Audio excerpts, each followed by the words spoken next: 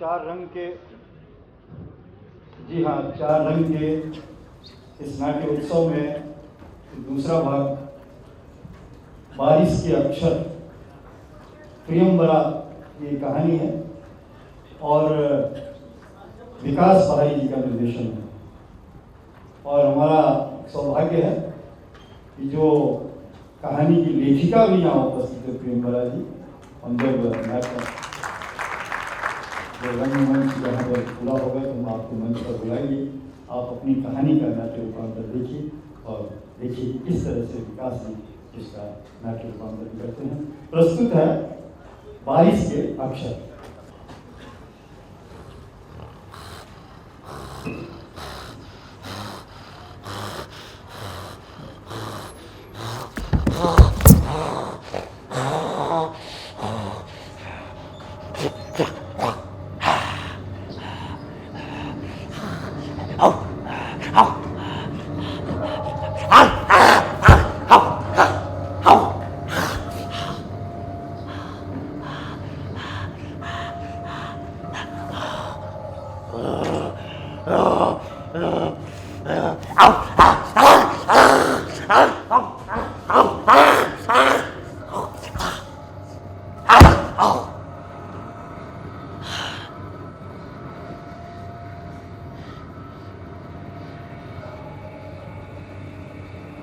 एक कबूतर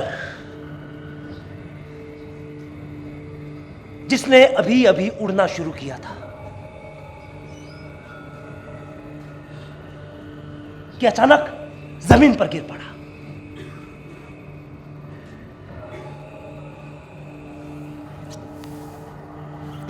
सुबह हुई बारिश में उसके छोटे छोटे नन्हे पंख भीग कर आपस में चिपक गए थे। बारिश के बाद छिटकी थोड़ी तीखी थोड़ी मीठी धूप के आकर्षण में बंधा जब वो नन्हा कबूतर उस खिली हुई धूप की तरफ चल पड़ा तो तभी एक कुत्ते की नजर उस पर पड़ी। भूख से बिलबिलाता वो कुत्ता उस पर बड़ी तेजी से चलता।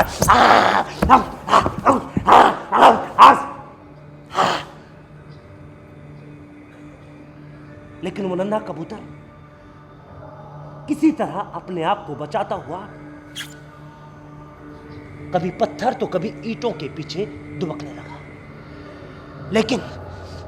लेकिन उसका इस कुत्ते से बच पाना आसान नहीं था। भूख से बिलबिलाते उस कुत्ते ने उस पर अपने तीखे पंजे से वार किया।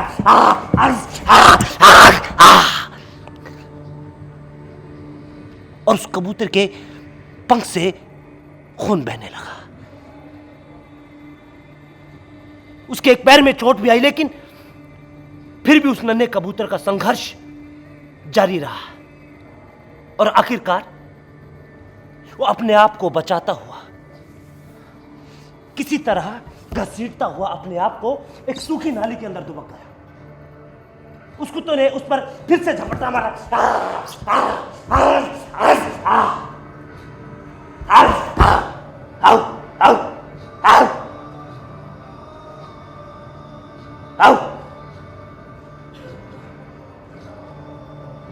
लेकिन इस बार वो नाकाम रहा क्योंकि उस कुत्ते का मुंह नाली के मुहाने से थोड़ा बड़ा था और वो कुत्ता वहीं पर घात लगाकर बैठ गया। आओ, आओ, आओ, आओ, और उस पर भौंकता रहा। उस छोटे नन्हे कबूतर का संघर्ष मैं काफी देर तक चुपचाप बैठा देखता रहा और आखिरकार जब मुझसे नहीं रहा गया तो मैं वहां से उठा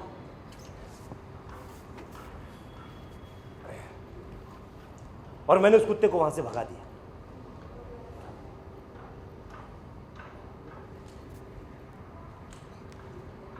और उस नन्हे परिंदे को बचा दिया।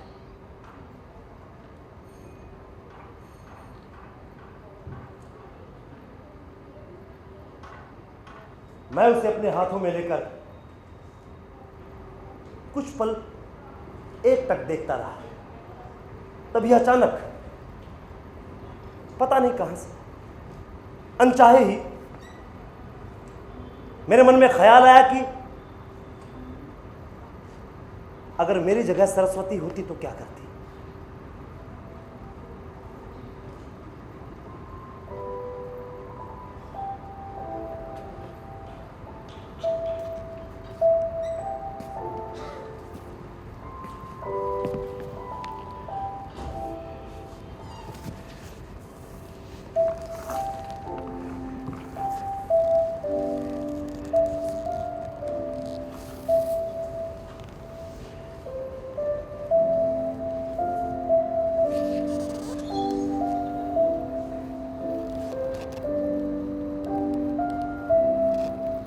वो उसे अपने आंचल में छुपा लेती, उसे दाना खिलाती, उसे पानी पिलाती। वो उसे इतना स्नेह देती कि वो उसे छोड़कर कभी जा ही नहीं पाता। हमेशा हमेशा के लिए उसी का हो जाता।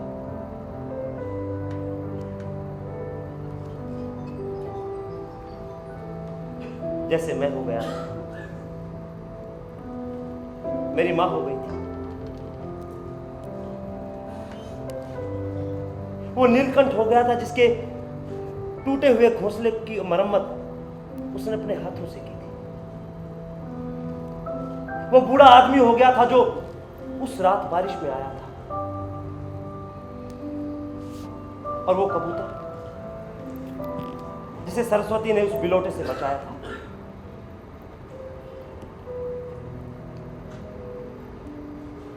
एक अजीब सी सम्मोहन शक्ति थी सरस्वती के अंदर। जो भी उसे देखता वो उसी का हो जाता। गोल चेहरा, बड़ी बड़ी आंखें और वो काले घने रेशमी बाल जिनका वो अक्सर जूड़ा बनाकर रखती। मेरा कई बार मन हुआ कि उसके उन रेशमी बालों को उसके जूड़े से आजाद कर दूं,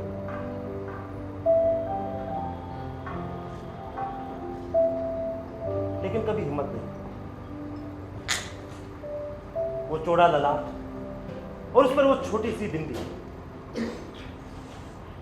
और उसके कानों में वो छोटी छोटी दो झुमकी।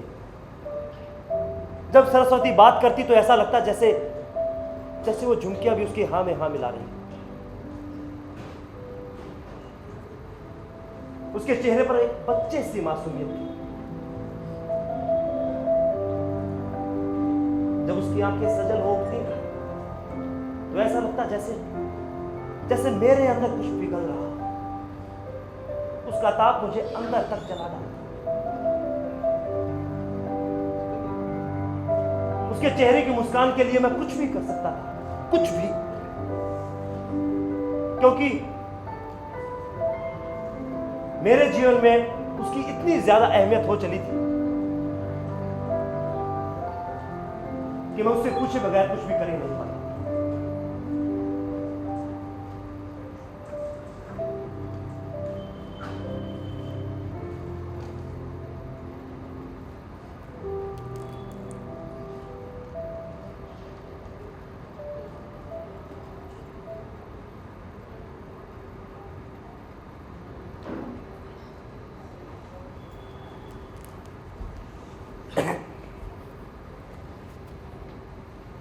बस उसकी अब यही यादें मेरे जीवन की प्रेरणा है।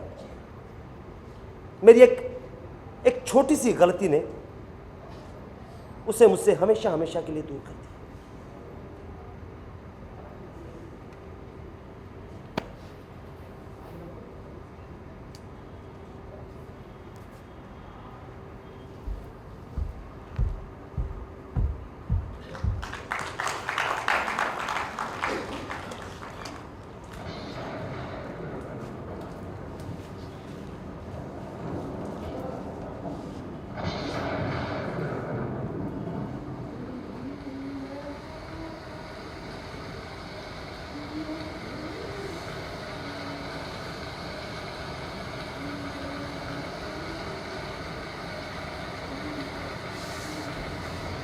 माँ,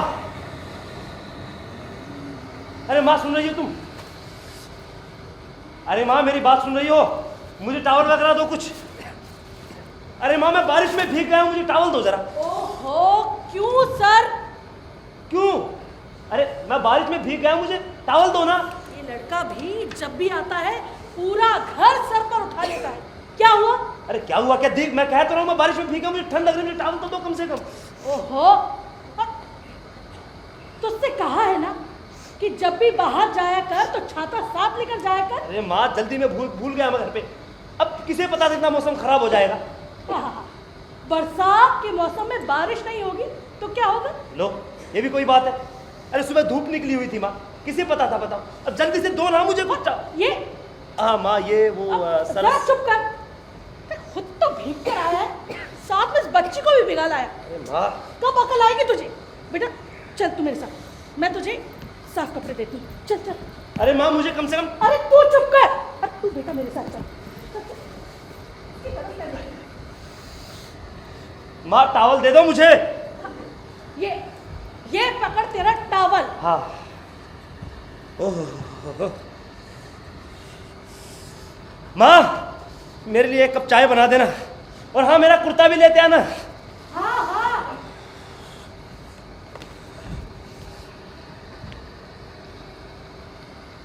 ये आपका कुर्ता। हाँ है? कुर्ता। कुर्ता? हाँ कुर्ता। अरे माँ ने तुम्हें ही पकड़ा दिया? अरे मेरी माँ भी ना।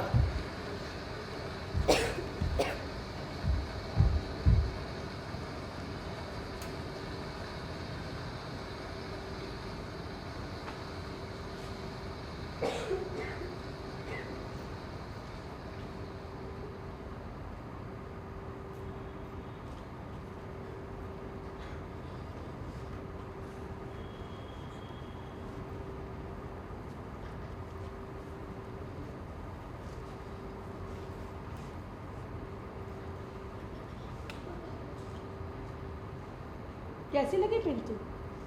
जी जी बहुत अच्छी। आपने बनाई है? हाँ बैठो।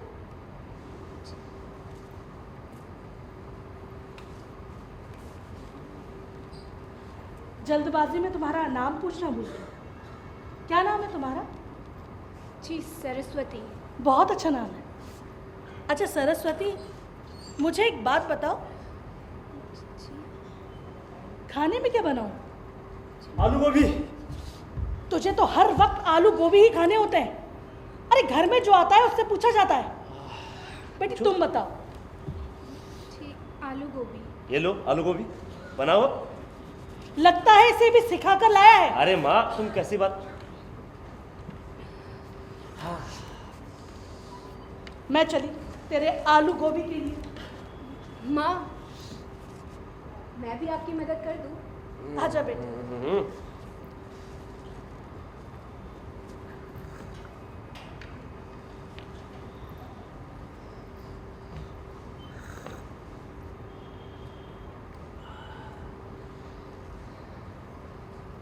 मेरी माँ ने मुझसे एक बार भी नहीं पूछा कि ये लड़की कौन है, और सच कहूं तो इस सवाल का जवाब मेरे पास भी नहीं था कि सरस्वती कौन है, कहाँ रहती है, क्या करती है। दरअसल सरस्वती से मिलना मेरे लिए एक हादसा था। उस रात जब बहुत जोरों की बारिश हो रही थी और एक लड़की बड़े तेज कदमों से समंदर की लहरों की तरफ चली जा रही थी।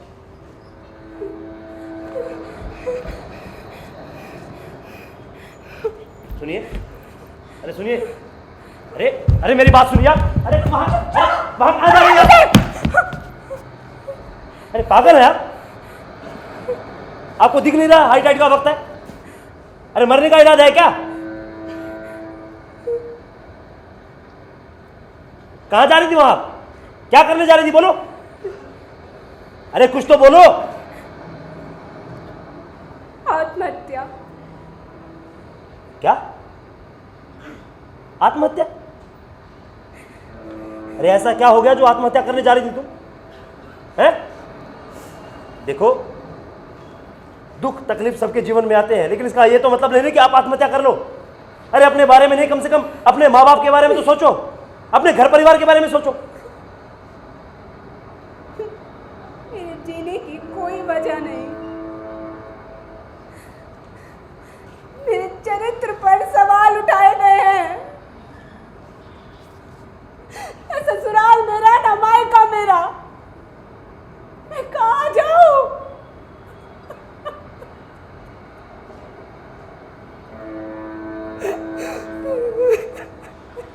देखिए, अगर आपको रहने की कोई समस्या है तो आप मेरे घर चल सकती हैं। देखो, अगर आपको अजीब ना लगे तो प्लीज।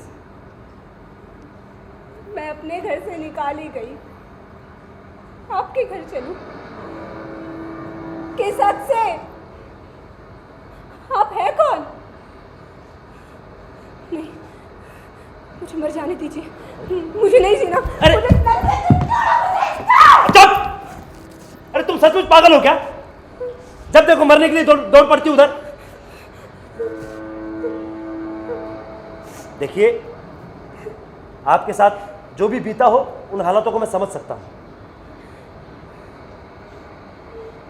मैं समझ सकता हूं कि अभी आप भावनात्मक रूप से थोड़ी कमजोर है, इसलिए सही और गलत का फैसला नहीं कर पा रही हैं आप। अरे जीवन जीने के लिए है, मर जाने के लिए नहीं है। जीवित रहने से सब कुछ संभव हो सकता है। आप क्यों मरना चाहती हैं बार बार? क्या मर जाने से आपके दुख और तकलीफ कम हो जाएंगे? या जिन्होंने आपको दुख तकलीफ दी है, उन लोगों को एहसास हो जाएगा इस बात का? कभी नहीं होगा। अरे आप संघर्ष कीजिए, लड़िए। नहीं किसी और के लिए ना सही, लेकिन अपने लिए तो लड़ सकती हैं आप। मर जाना तो बड़ा आसान है। मेरी माँ ने भी ऐसे ही हालातों का सामना किया है, लेकिन उन्होंने कभी हार नहीं मानी। उन्होंने संघर्ष किया, उन हालातों से लड़ी वो।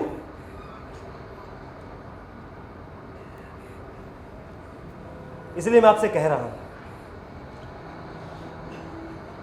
आप एक बार मेरी मां से मिल लीजिए। हो सकता है थोड़ी हिम्मत मिल जाए। चलो मेरे घर चलो।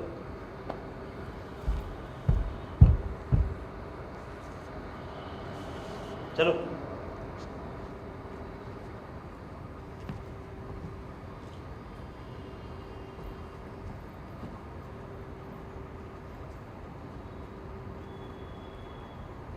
मेरे इस घर चलो में जाने ऐसा कौन सा अपनापन था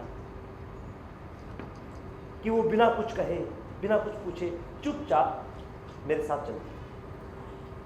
और मुझे भी नहीं पता कि मैंने कौन से हक से उसे अपने घर चलने के लिए कह दिया। कुछ तो था उस वक्त जो हम दोनों के बीच घटित हो गया। शायद उस वक्त हम दोनों ही नहीं समझ पाए। सरस्वती सदमे में थी,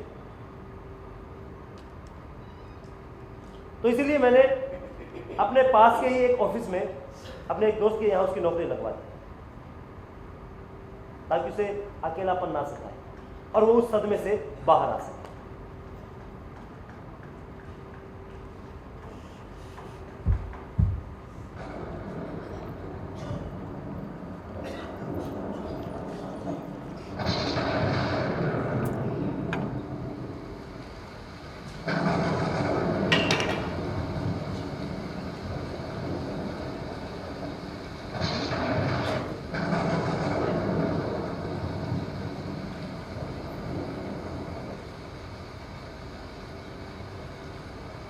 लगता है बारिश आज भी नहीं रुकेगी।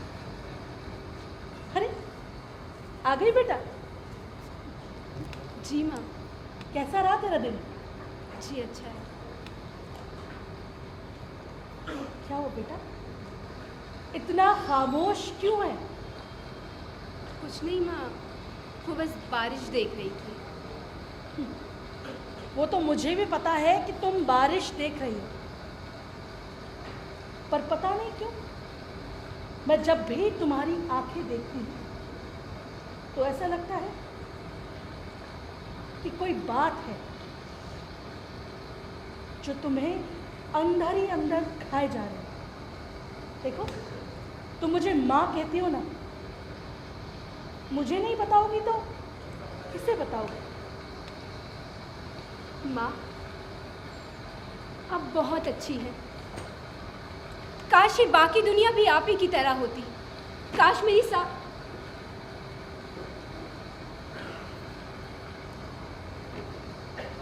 गलती क्या थी? ऐसी ही तेज बारिश में मुझे घर से बाहर निकाल दिया। मैंने 1000 बार समझाने की कोशिश की, मगर किसी ने मेरी एक नहीं सुनी। मेरी सास ने मुझे घर से बाहर निकाल दिया, और वो जिसके लिए मैंने सब कुछ छोड़ा, जिससे शादी की, उसने एक बार भी मुझे मुड़कर नहीं देखा।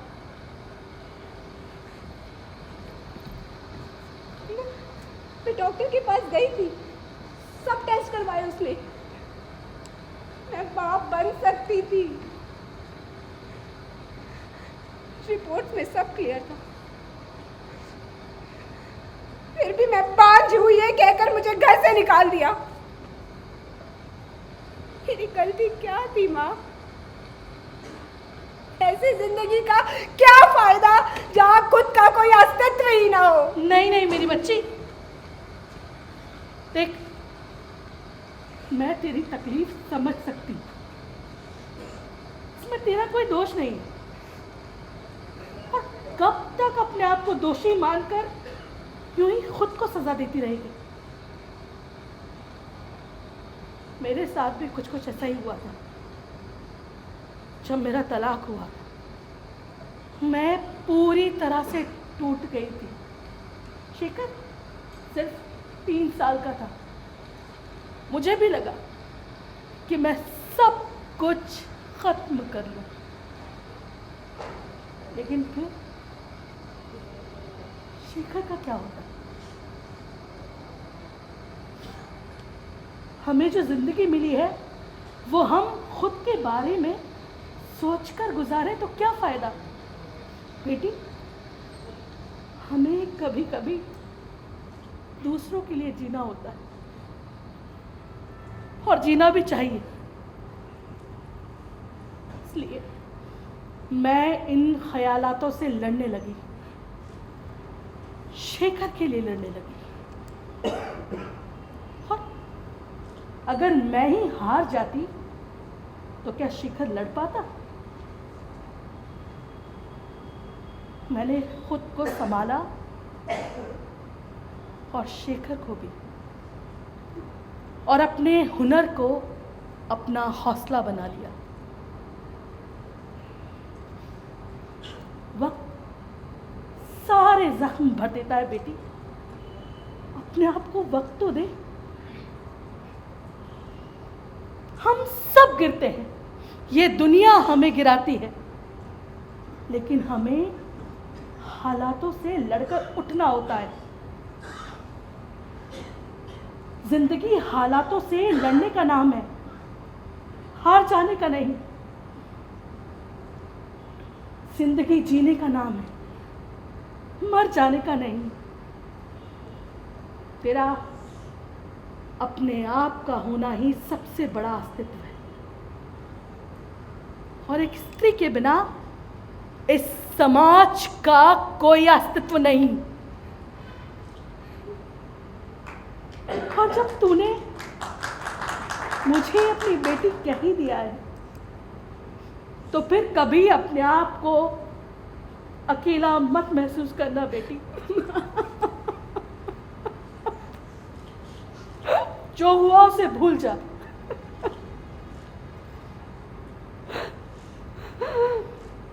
एक आँख रोए तो दूजी भी रोती है, एक आँख रोए तो दूजी भी रोती है।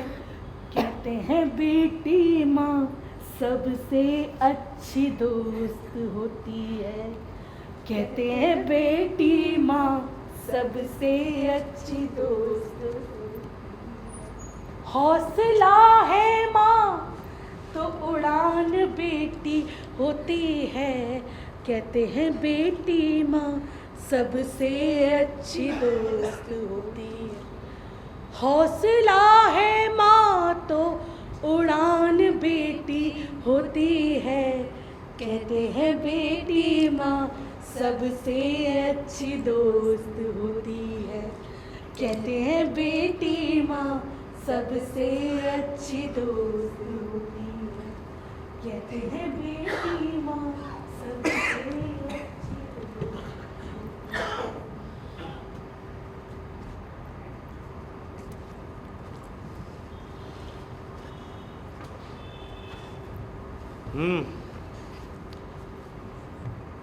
तो कैसा रहा आज ऑफिस का दिन? जी अच्छा रहा। ऑफिस में वर्कलोड ज़्यादा तो नहीं है ना? जी नहीं। अशोक कैसा है? वो अच्छे हैं। हम्म, वो ना बहुत अच्छे हैं, मेरी हर काम में मदद करते हैं पता है।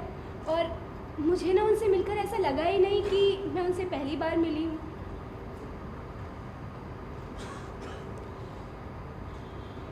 माँ एक गिलास पानी देना। मैं लेकर आती हूँ।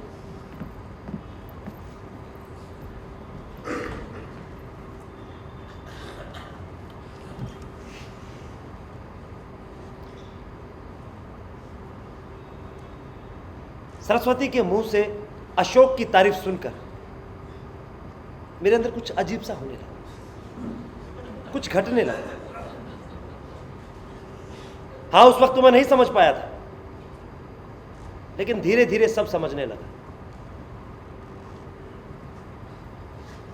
सरस्वती को आत्महत्या से बचाने के बाद मैं खुद को सरस्वती का मालिक समझने लगा था। मैं भूल गया था कि हम सब वही करते हैं जो समय हमसे करवाता है, और समय ने ही सरस्वती को मेरे पास भेजा था।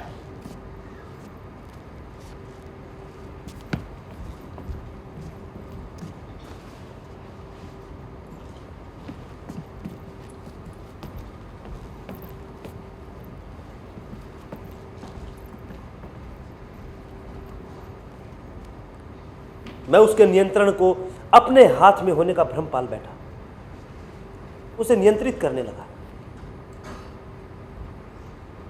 सरस्वती के मिलने से पहले मुझे मेरी मां जैसी आत्मनिर्भर औरतें ही पसंद थी, लेकिन सरस्वती मुझे वही दबी कुचली और बेबसी अच्छी लगती थी। मैं चाहता था कि सरस्वती मेरे हिसाब से चले, जैसा मैं चाहूं वैसे करे, जैसे मैं चाहूं वो उससे बात करे,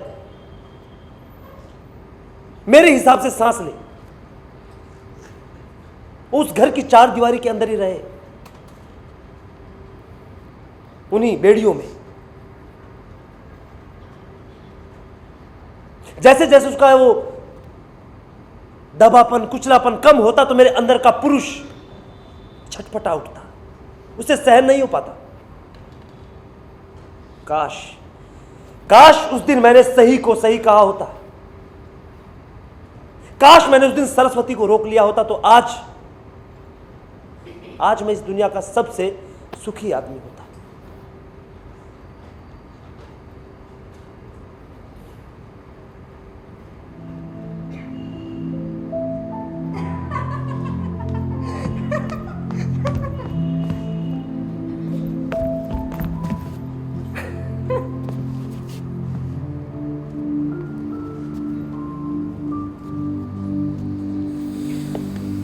सरस्वती को बारिश में भीगना बड़ा पसंद था,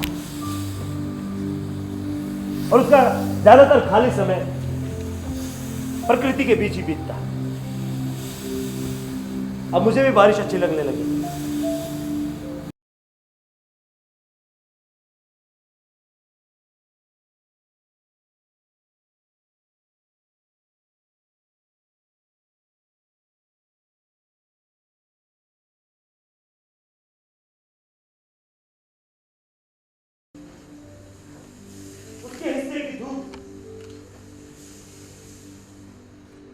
बादलों में बदल जाती और यह कदा उसकी आंखों से बारिश बनकर बरस जाती। पकड़ो मुझे। अरे सरस्वती, अब तुम मुझे नहीं पकड़ नहीं।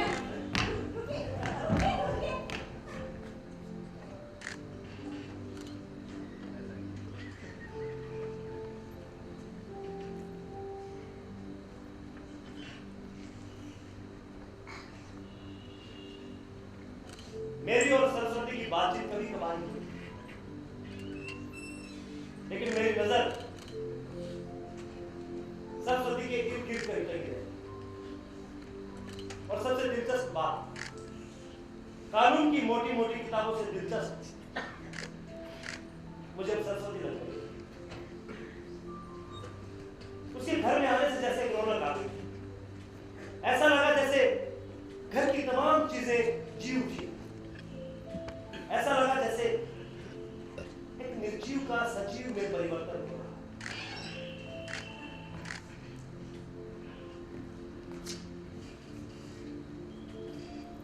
उस रोज भी सुबह से ही बहुत तेज बारिश हो रही और सरस्वती कहीं उसकी फुहारों में खोई हुई थी कि तभी उसकी नजर सामने के एक शहतूत पर गई। बारिश की वजह से नीलकंठ का घोंसला जमीन पर गिर पड़ा और चूजा कांप रहा। सरस्वती ने उसे होले से उठाया और अपने आंचल में उसे हल्के हाथों से सहलाने लगी।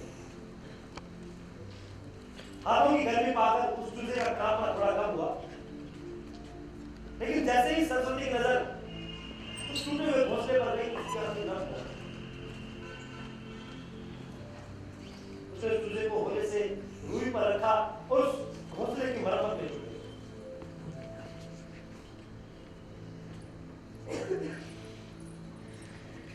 मैं बरामदे में खड़ा उसे बस निहार रहा। उस दिन सरस्वती को देखकर उस बारिश में मेरे अंदर की कुछ बीच अंकित हुआ। मैं मन ही मन से छू लेना चाहता, उसके करीब जाना चाहता था कि तभी मेरी आवाज की आवाज आई। अरे सरस्वती, इतनी बारिश हो रही है बेटा, अरे अंदर आ जाओ, बुखार हो जाएगा। सरस्वती,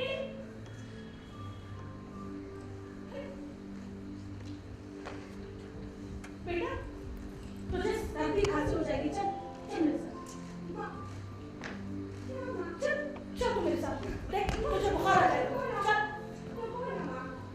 देखो ना, आप इस छाता को इधर और आप मेरे साथ इस बारिश में खेलो। देखो ना, कितना मजा है बारिश में खेलना। तू खुद तो बीमार होगी, लेकिन मैं बीमार होगी तो? माँ, अगर आप बीमार हो गई तो मैं हूँ ना आपके पास, आपकी देखभाल करने के लिए।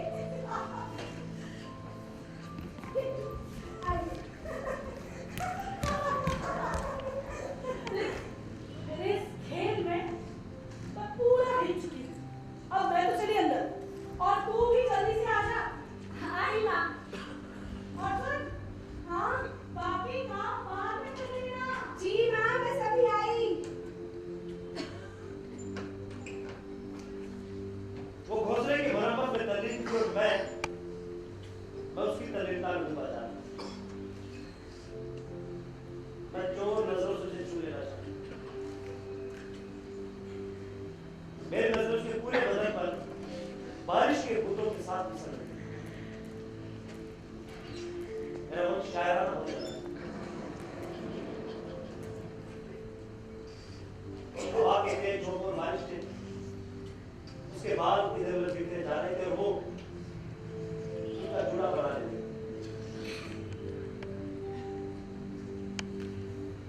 तभी मेरे मन ने कहा कि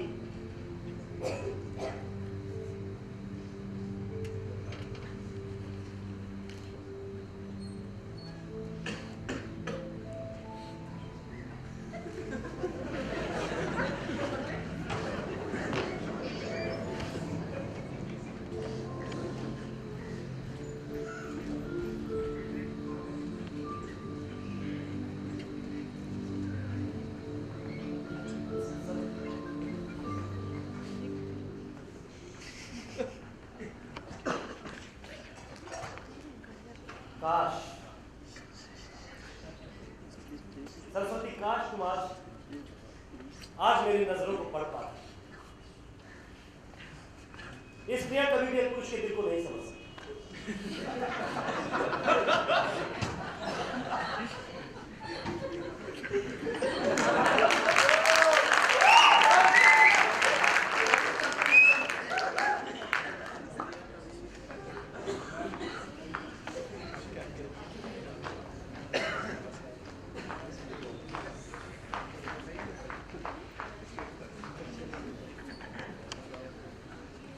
बारिश कितना खुश लाती अपनी अनगिनत बूंदों के साथ।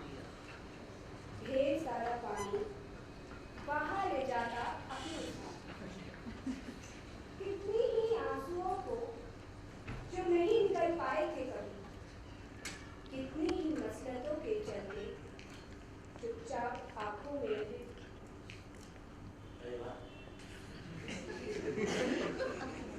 बैठो बैठो।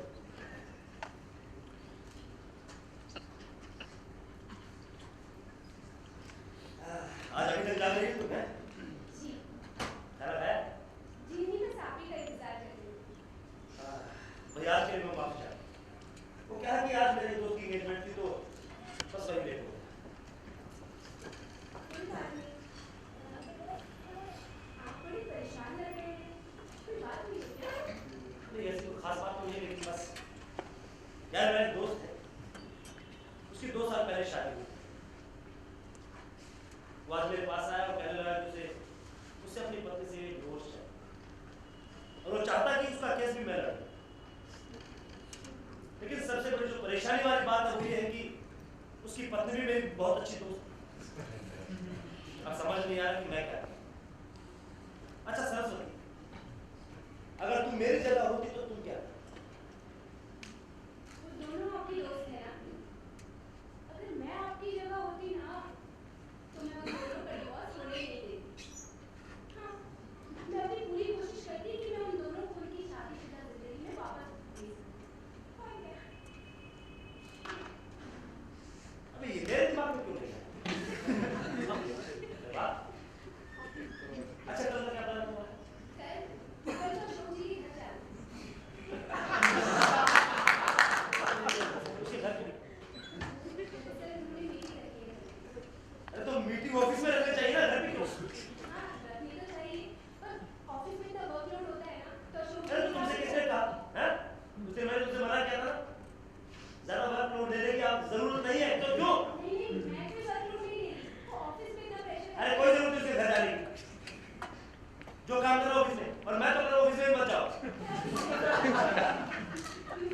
कल तुम मेरे साथ ऑफिस में चलो, बात कर बस। मैं कैसे जा पाऊंगी, आप समझिए ना।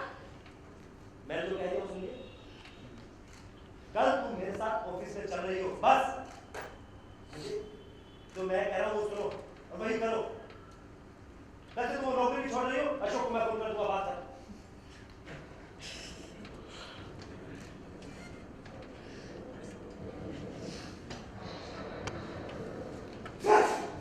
कौन? आई।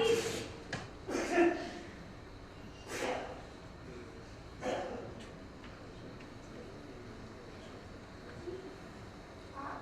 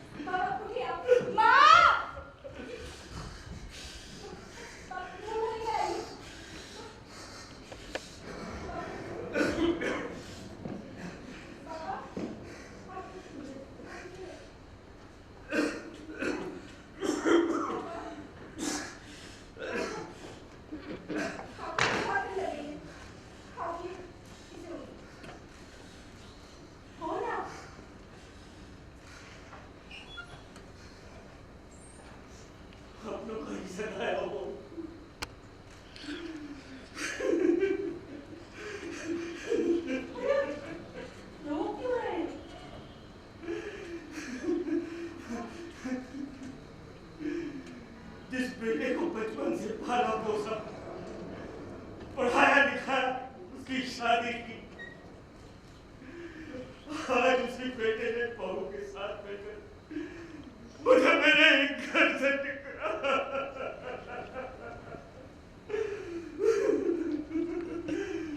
क्या कसूर था मेरा कि मैं आज भी उनकी फिक्र करता हूँ? पापा, आप परेशान मत होइए, सब ठीक हो जाएगा। ठीक है? हौसला रखिए। आप आराम कीजिए, मैं आपके लिए चाय लेकर आती हूँ। क्या नाम है बेटा छोटा? अरे माँ ये कौन है? किसे कौन है जिसने ले आया? कौन है? बेचारा बूढ़ा और मजबूर आदमी, बाहर बरसात हो रही थी तो अंदर आ गया।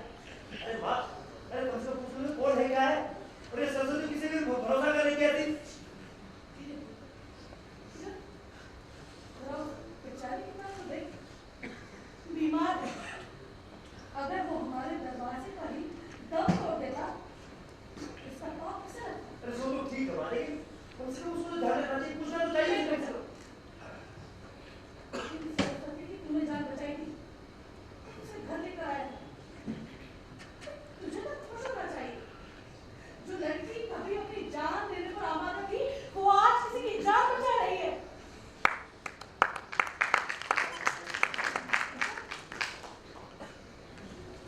तुझे इस बात का गम खाया जा रहा है कि वो आज किसी और की दीवानदारी कर रही है। क्यों? तुझे जलन हो रही है? अरे मुझे क्यों जलन होगी माँ? देख बेटा, मैं तेरी माँ हूँ और तुझे बहुत अच्छे से जानती हूँ।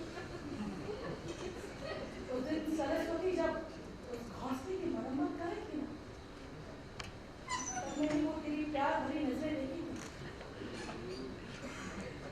सच बता, क्या तू उससे प्यार करता है? उससे शादी करेगा? अरे कैसी बातें करती हो? काम है और कहो बहन, उसे शादी करूंगा मैं? अरे आप भी माँ कुछ भी बोलते हो।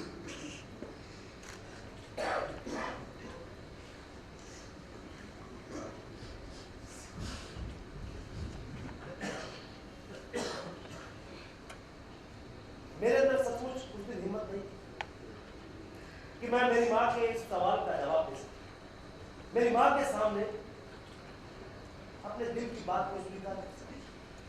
और ना ही मुझमें इतनी हिम्मत थी कि मैं अपने दिल की बात सरस्वती से कहता। पता नहीं उस दिन मुझे क्या हो गया, जाने कौन सा भूत सवाल था कि मैं सरस्वती पर चिल्लाना चाहता था, अपनी भड़ास निकालना चाहता था। वो चाहे अशोक की बात हो या उस बूढ़े की दीवारदारी की बात, बस मैं उस पर चिल्लाना चाहता था और मैं उस पर चिल्लाता भी गया। अरे तुम्हें अकल नहीं है क्या? है? किसी को भी उठा ले जाते घर में? अरे पूछ लेना चाहिए कौन है क्या है, और मैं था यहाँ पे, मुझसे पूछना चाहिए तुम्हें। अरे ऐसे लोग होते हैं जो चोरी डकैती को अंजाम देते हैं, समझी? ये आप क्या कह रहे हैं? आप देखिए उन्हें, वो इतने बुरे इतने भीगे हुए हैं, वो आप कहाँ से हटा दिया? क्या उसके बाद वो अपराधी नहीं है या वो चोरी नहीं करेगा? क्या लेकिन अपनी हद में रहो, समझी? ये जितना दिमाग अशोक से बातें करने में लगा दो ना, उसका आधा घर में लगा दिया करो। ठीक क्या तुम्हारे पति ने? तुम जैसी औरतों का कोई अस्तित्व नहीं होता, कोई चरित्र नहीं है। ठीक क्या तुम्हारे पति ने? तुम चरित्रहीन हो, बाज हो और हमेशा रहोगी। ये शिक्षा क्या कह रहे हो बेटा? तुम रहिए।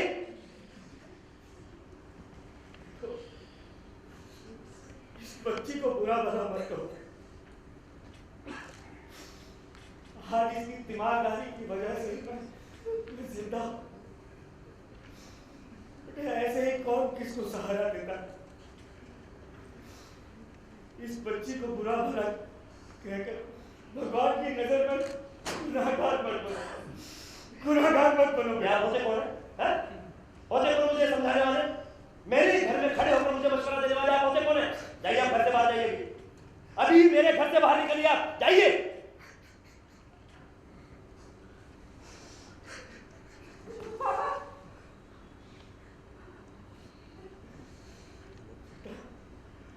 मेरी वजह से अपने घर को खराब मत करो। अरे आप घर से बाहर जाइए, जाइए, खुश रहो बेटा, जाइए, निकलिए। और तुम भी, खुश रहो। अगर तुम्हें भी जाना तो जाओ। डूब के मर रहा तुम लोग। मेरी गलती थी कि मैंने तुम्हें उस दिन डूबने से बचा लिया। मर जाते तो ठीक रहता। मुझे परवाह नहीं किसी की, जाओ हट भी जाओ।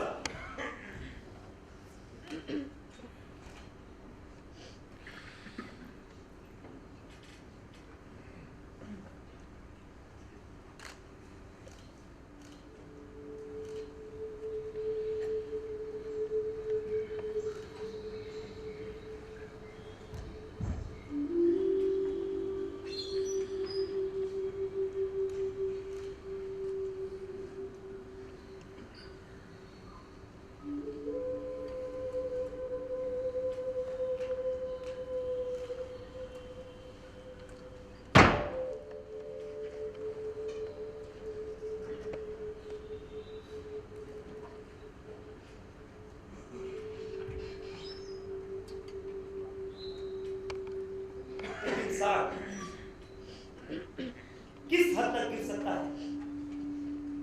इस बात का अंदाजा मुझे उस एक पल में हो गया। उस रात मैं क्यों सरस्वती पर चिल्ला रहा, क्यों मैंने उस बूढ़े को अपने घर से निकालने की जिद ठानी। उसके पीछे सिर्फ यही वजह थी कि मैं खुद को सरस्वती का मालिक मान चुका। उसकी हर चीज पर सिर्फ अपना हक चाहता था, उसके प्यार पर, उसके अपनेपन पर। मुझे नहीं अच्छा लगता था कि वो अशोक से बातें करे, मुझे नहीं अच्छा लगता था कि वो उस बूढ़े की तीमारदारी करे। उसकी सेवा करते देख मेरे अंदर के पुरुष ने मुझसे बगावत कर दी, मुझसे सहन नहीं हुआ। और शायद सरस्वती ने उस दिन मेरे अंदर वही पुरुष देख लिया जो वो हमेशा अपने पति के अंदर देखती है। मैं बाकी पुरुषों जैसा नहीं, उसका ये भ्रम उस दिन टूट गया। उस रात कितना कुछ था उसकी खामोश आंखों में। काश मैं समझ पाता।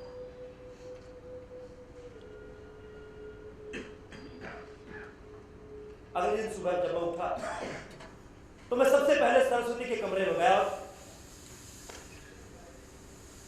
और मैंने देखा कि सरस्वती वहां नहीं। मैंने उसे पूरे घर में देखा, घर के बाहर भी देखा, लेकिन सरस्वती कहीं नहीं था। तो बस एक खत जो मेरे लिए टेबल पर छोड़ दिया।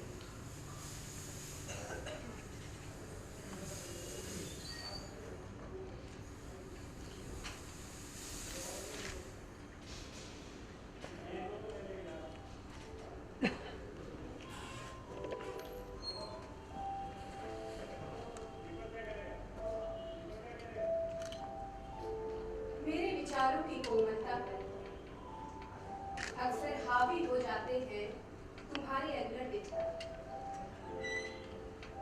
तुम्हारी संगत में मन सूफी सा हो गया और तुम रहे औघड़ के औघड़। सोच पाती अलग से तुम्हारे लिए अक्सर सैकड़ों तितलियां पंख फैलाए बेपरवाह उड़ती है। इन्हें छोड़ जाते हो अक्सर मेरे आसपास रंग उड़ते। दूर मुस्कुराते फूलों की सुगंध पहुंच ही जाती है मुझे। इसमें भी हाथ तुम्हारा ही है। ये तुम ही तो हो जो इन्हें ले आते हो मेरे इतने करीब। कविता कभी लिखी थी आपने, क्या संबोधन तुम समझ नहीं पा रहे। उस रोज आपने मेरी जान बचाकर मुझे एक नया जीवन दिया। हर जगह से धुतकारे जाने के बाद आपने अपने घर में पनाह दी, एक परिवार दिया, मुझे फिर से मां मिल गई। आप सभी के स्नेह से मैं फिर से जीने लगी थी।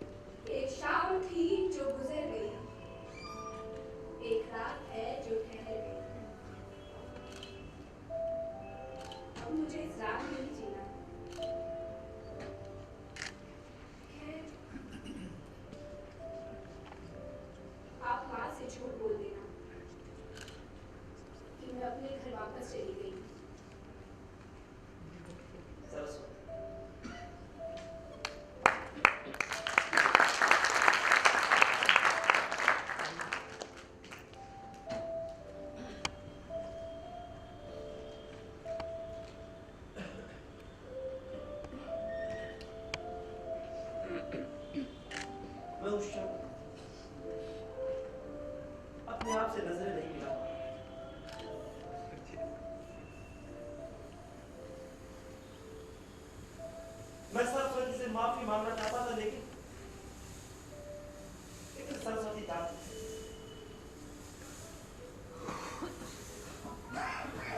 कभी मैं खुद पर, तो कभी सरस्वती पर, तो कभी उस बूढ़े पर गुस्सा करता है, क्योंकि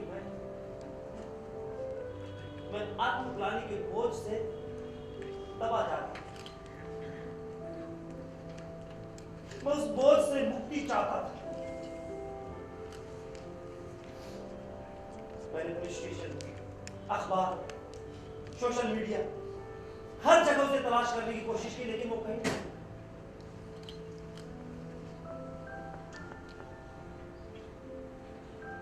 और वो बोझ मुझे आज भी चैन से जीने नहीं देता।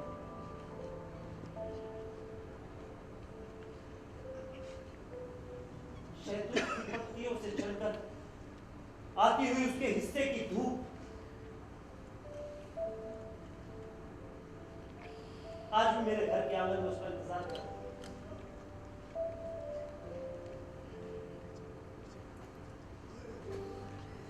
आज सुबह जब मैंने उस नन्हे कबूतर को देखा तो मुझे लगा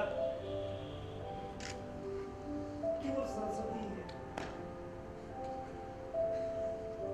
जिसने मुझसे छुपने के लिए अपना देश बदल दिया।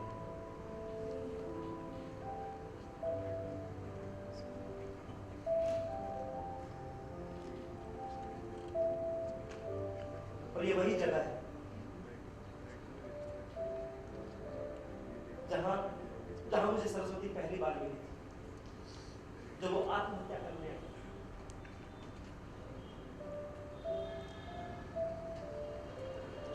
और उसकी फिर से मिलने की उम्मीद मुझे वापस लौटने पर मजबूर किया।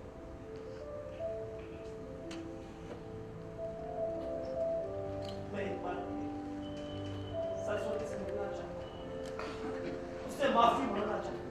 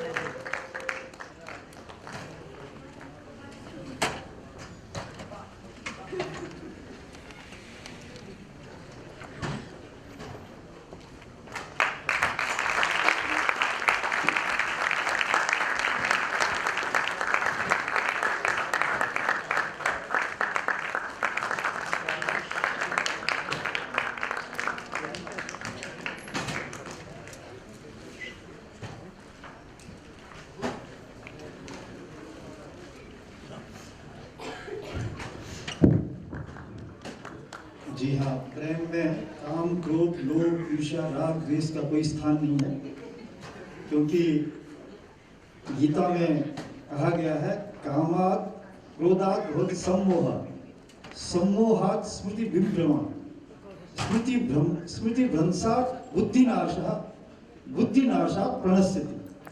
यानी जब क्रोध होता है तो बुद्धि का नाश हो जाता है, जो कि इस कहानी के मुख्य नायक में आपको देखने को मिला होगा। और बहुत अच्छी कहानी, बहुत अच्छा अभिनय। मैं बधाई देता हूँ आप सभी को, कलाकारों को, और बधाई देता हूँ विकास भारी जी को, कृपया मंच पर आएं। और बधाई देता हूँ इस कहानी की लेखिका प्रियंवरा जी को, जो हमारे मध्य उपस्थित। आप सभी लोग यहाँ मंच पर आ जाए। आप लोकसभा टीवी पे हैं और मैं निवेदन कर रहा हूँ कि आप जब कोई लेखक लेखिका अपनी कहानी को इस तरह से साकार नाट्य रूपांतर में देखता है तो जो खुशी आपके चेहरे पे झलक रही है वो सब देखना चाहते हैं। मैं निवेदन कर रहा हूँ कैलाश जी आप आ जाएं, आप निशा जी आप आ जाएं, और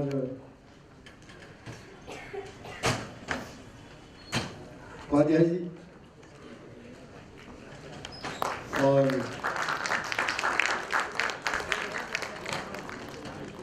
कैलाश जी आप विकास भारी जी को पुष्पगुच्छ देंगे।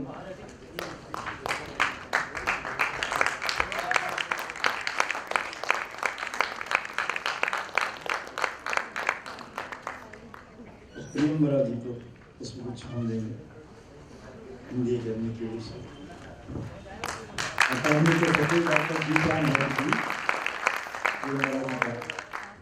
सभी अपना परिचय देंगे। बस मैं शुनैल कैलाश निशा उपाध्याय राज करना। हमारे कुछ दोस्त और भी थे जो अभी हैं, शायद वो हरी जिसने स्टेज पर बहुत सारे आए यार, और बाकी सारे बच्चे भी आ जाएं जो बहुत सारी मदद कर रहे थे, और म्यूजिक ऑपरेट थे आजाद। म्यूजिक ऑपरेट किया था अजहर ने और डायलॉग लिखे थे अदनान ने और हरी ने मेकअप किया था, और हमारे बैक स्टेज में जो थे गिन्नी, बिलाल, बिट्टू और प्रतीक, बहुत ज्यादा इन लोगों का सहयोग होता है बैक स्टेज में, तो इन सब के लिए जोरदार तालियां।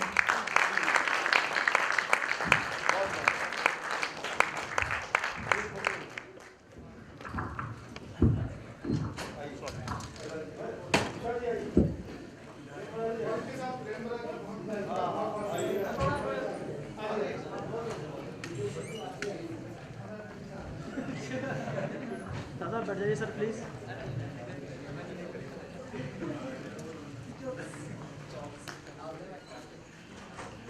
भैया जी प्लीज।